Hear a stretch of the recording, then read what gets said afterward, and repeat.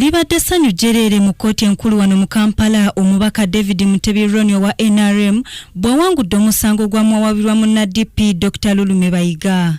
Munna-DP Dr.Lulume Bayiga yawawaabira David Mutebi ng'awakanya ebyava mu kulonda mu kifo ky'omubaka wa Buikwe South bwe yategeeza kkooti nga bwe kwenyigiramu emivuyo n'okugulirira abalonzi. Wabula omulamuzi David Batema agobye omusango guno bw'ategeezezza nga Lulume bw'atabadde na bujulizi obuluma Mutebi nti yagulirira abalonzi.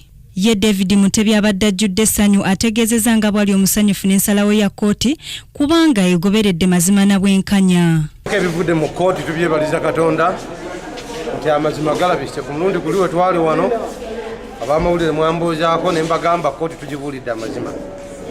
Era amazima ge twayogera n'ebijweteke byonna bye baatuteekako kkooti ebijjeeyo. Ate ye Lulume abadde omunyiikaavu ategeezezza nga bw'atali mumativu na nsalawo ya kkooti era ng'agenda kujulira mu kkooti ejulirwamu. Simatidde n'omulundi n'ogumu n'ensala y'ekkooti. Ensala ya kkooti yeesigamye nnyo ku bigambo ebyayogerwa looya ngenda kukola apiiri.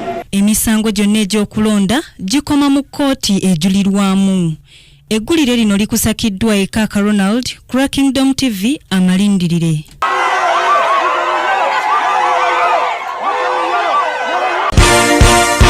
This is Kingdom TV.